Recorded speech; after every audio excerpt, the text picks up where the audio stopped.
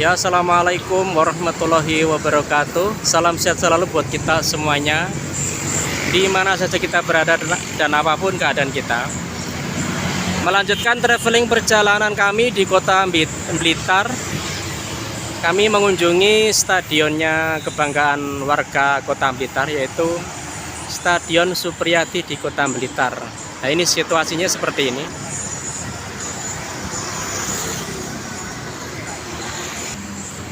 Ya, patung ini menggambarkan yaitu tokoh pejuang dari Blitar selain Bung Karno, yaitu Supriyadi yang merupakan salah satu pemimpin PETA.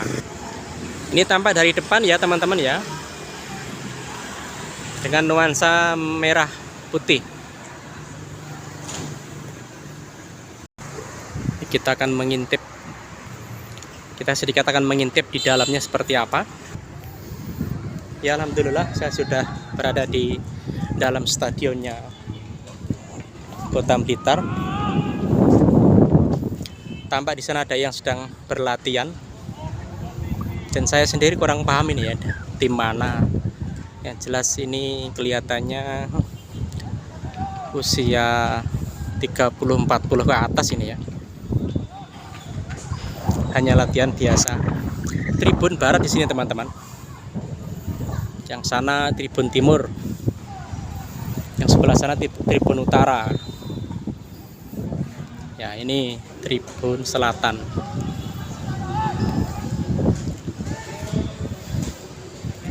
Ya, asik banget bisa masuk di Stadion Supriyadi di Blitar, meskipun bukan pertandingan resmi. Namun ini untuk pertama kalinya saya masuk ke sini karena memang traveling perjalanan kami jalan-jalan di kota Blitar. Saya bergeser di tribun selatan ini, tempat kami melaporkan. Saya masih di tribun selatan ini. Kalau melihat suasananya memang tidak terlalu besar ya, stadionnya standar gitu.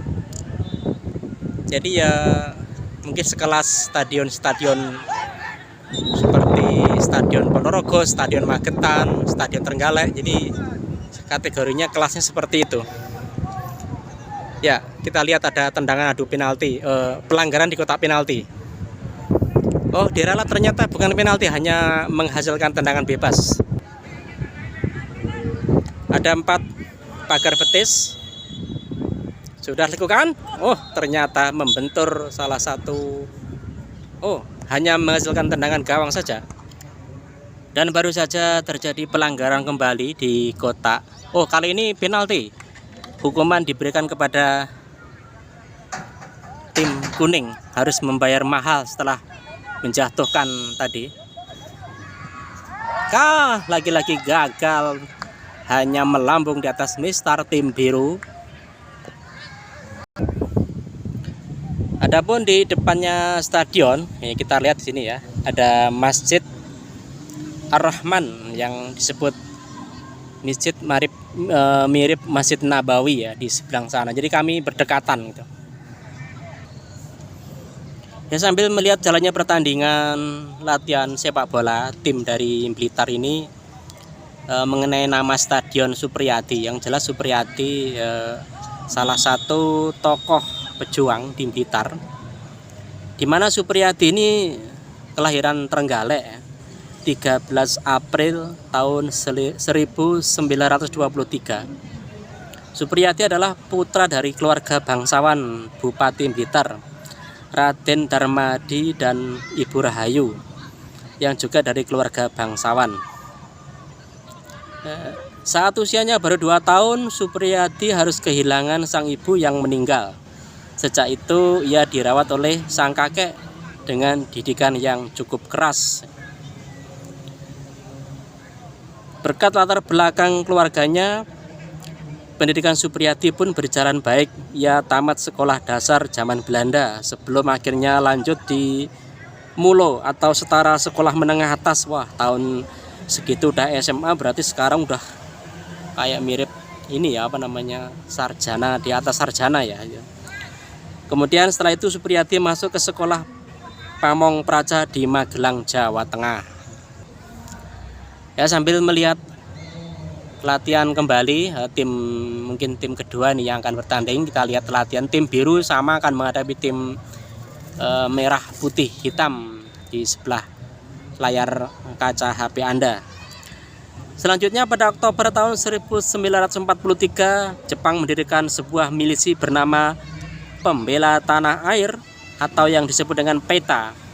Ini adalah strategi Jepang untuk membantu tentara Jepang menghadapi sekutu pada Perang Dunia yang kedua. Kemudian Supriyadi ikut bergabung dalam PETA dengan pangkat Sodancho atau Komandan Peleton. Begitu menyelesaikan pelatihan, Supriyadi ditempatkan di Blitar, Jawa Timur. Ia bertugas untuk mengawasi para pekerja paksa Romusa namanya pada waktu itu. Penderitaan pada para Romusa yang kemudian membuat hati Supriyadi tergerak untuk melakukan pemberontakan. Jadi hati nuraninya tergerak untuk melakukan pemberontakan bertujuan untuk membela bangsa sendiri ya, karena kekejaman Jepang pada waktu itu. Ketika itu Bung Karno sedang berkunjung ke Blitar ya. Karena Bung Karno lahir di Blitar dan kemudian sekolahnya di mana-mana ya. Jadi menjadi presiden di Jakarta, di Jogja, keliling. Ketika Presiden Soekarno berkunjung ke Blitar, dia memberitahukan kepada Supriyadi dan kelompoknya sedang merancangkan pemberontakan. Presiden Soekarno pun meminta mereka untuk mempertimbangkan bagaimana akibatnya jika melakukan pemberontakan nanti gitu. Namun Supriyadi beserta dengan pasukannya sudah sangat yakin dengan apa yang ia lakukan. Kemudian pada tanggal 14 Februari tahun 1945, tentara PETA di Blitar yang dipimpin oleh Supriyadi melancarkan serangan ya kepada Jepang karena sebelum merdeka ini. Ya, kick off baru saja dimulai pertandingan di partai kedua. Di sebelah kiri layar kaca HP Anda berwarna kostum biru dengan kaos kaki hitam, sementara di sebelah kanan layar kaca HP Anda dengan kostum merah putih dan celana hitam dan kaos kaki hitam. Sambil melihat jalannya pertandingan, kami akan meneruskan riwayat Supriyadi. Setelah Indonesia merdeka, Supriyadi diangkat sebagai Menteri Keamanan Rakyat, yaitu pada tanggal 6 Oktober 1945 dalam Kabinet Presidensial. Namun karir sebagai menteri tidak berlangsung lama, karena pada 20 Oktober tahun 1945 kedudukan Supriyadi digantikan oleh Imam Muhammad Suliyo Adikusumo. Hal ini dikarenakan Supriyadi dinyatakan hilang, jadi sampai sekarang makamnya juga tidak ada ya. Jadi Supriyadi itu dinyatakan hilang, ditelan bumi, jadi nggak tahu keberadaannya karena zaman perang pada waktu itu. Ya, tim merah dengan kakek-kakek melakukan masih ada serangan. Ya, bagus sekali tipuan dari kakek nomor 7 ini. Terjadi salah umpan tadi, berhasil digagalkan oleh barisan pertahanan tim biru nomor punggung 26. Apa yang terjadi?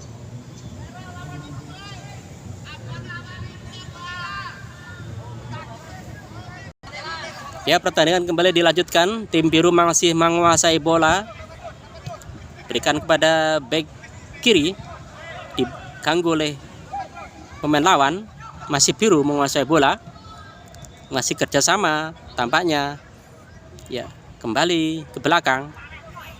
Ya, sambil ini campur-campur ya, sambil membacakan pertandingan, kami akan lanjutkan, yaitu mengenai Supriyadi yang hilang tadi. Bahkan sampai saat ini nasibnya masih belum ketemu, masih misterius dan tidak ada yang tahu secara pasti di mana keberadaannya. Beberapa sumber menyatakan bahwa Supriyadi meninggal dibantai oleh Jepang, dan juga ada yang mengatakan bahwa ia terbunuh sewaktu memimpin pemberontakan di Blitar. Jadi beritanya belum ada yang tahu persis ini. Atas jasa-jasanya bagi bangsa Indonesia, maka pada tanggal 9 Agustus tahun 1975 Supriyadi dinyatakan secara resmi sebagai pahlawan nasional Indonesia oleh Presiden Soeharto pada waktu itu. Ya, itu mengenai riwayat singkat tentang Supriyadi. Jadi sebagai orang Blitar tentu harus tahu ya tentang sejarah, dan juga buat seluruh Indonesia bahwasanya dulu ada pejuang bernama Supriyadi dari Blitar. Ya, kembali pertandingan dilanjutkan. Nomor punggung 14 sedang mencari tawan. Oh, apa yang terjadi? Masih bisa dikuasai. Nomor punggung 8 berikan kepada sayap kanan. Masih sayap kanan. Oh, umpan tadi berhasil membentur kaki pemain nomor 14. Dengan demikian menghasilkan sepak pojok untuk tim merah putih. Ya, pertandingan kembali dilanjutkan di Stadion R. Supriyadi Blitar. Nomor punggung 16 masih bisa diamankan. Umpan kepada nomor punggung 4, masih mencari kawan, berputar-putar mundur ke belakang. Ada nomor 12. Masih nomor 12, bagus sekali. Ya, kerjasama yang cukup apik dari pemain-pemain nomor dari tim merah putih.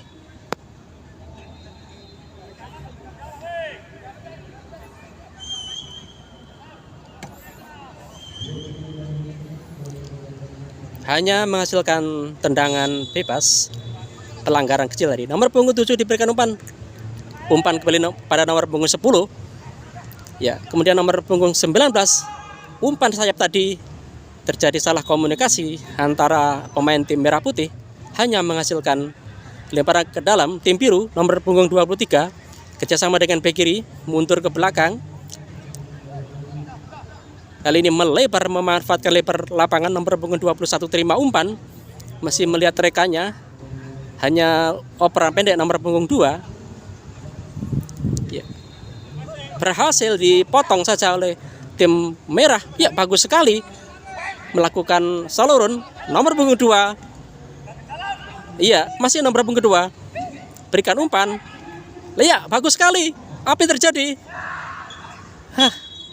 Gagal ternyata, saudara-saudara. Umpan dari nomor punggung 10 tadi tidak bisa dimanfaatkan dengan baik.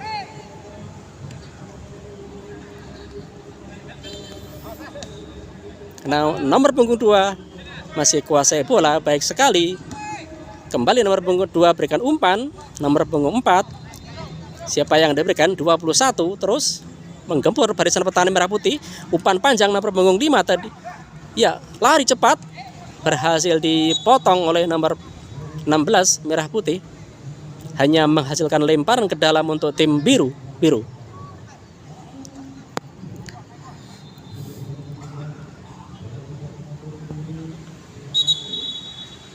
Terjadi salah lemparan tadi. Tim biru masih kuasai bola. Siapa yang akan diberikan? Masih mencari kawan. Iya, terlalu lama tadi. Nomor punggung 21 tampaknya. Umpan diberikan kepada nomor punggung 5 kembali. Iya, nomor punggung 9. Umpan langsung ke depan. Mudah saja ditangkap oleh penjaga gawang dari tim merah putih. Kali ini merah putih membangun serangan dari bawah. Siapa yang akan diberikan? Nomor 12 masih utak-utik. Berhasil dipotong oleh tim biru. Kembali tim merah putih menguasai bola. Sayap kanan. Ya. Nomor punggung 10 kembali. Ya, cukup baik. Ya, berhasil dipotong nomor punggung 10. Ya. Tim biru sekarang berhasil memotong bola. Umpan jauh ke depan. Ya. Apa yang terjadi? Tidak offset, namun lebih dekat kepada penjaga gawang. Sekarang nomor punggung 7 menguasai bola. Nomor punggung 2. Baik sekali. Ya, nomor punggung berapa ini? Kurang tahu. Ya, umpannya cukup bagus sekali. Nomor punggung 7 menerima bola. Aduh, umpannya kurang akurat tampaknya. Nomor punggung 7 ini berhasil dikuasai oleh kiper dari tim biru. Nomor punggung 2, saudara. Siapa yang akan diberikan? Masih utak-utik. Cukup baik sekali. Iya, berhasil. Cukup lincah nomor punggung 2 ini. Ya, nomor punggung 2, masih nomor 2. Berikan umpan. Ya. Ya bingung sekali dia mau diberikan kepada siapa. Ya, hanya akhirnya ditendang langsung. Nomor punggung 7 kembali membentur barisan pertahanan kokohnya tim biru. Masih nomor punggung 7 utak-utik dibayang-bayang oleh back. Ya, kembali masih berhasil dikuasai. Cukup baik nomor punggung 7 ini. Ya, kembali nomor punggung 2. Kali ini dipotong oleh tim biru, masih tim biru. Ya, apa yang terjadi? Kontrol bola yang tidak bagus dari nomor punggung 2. Tampaknya wasit melihat ada pelanggaran tampaknya.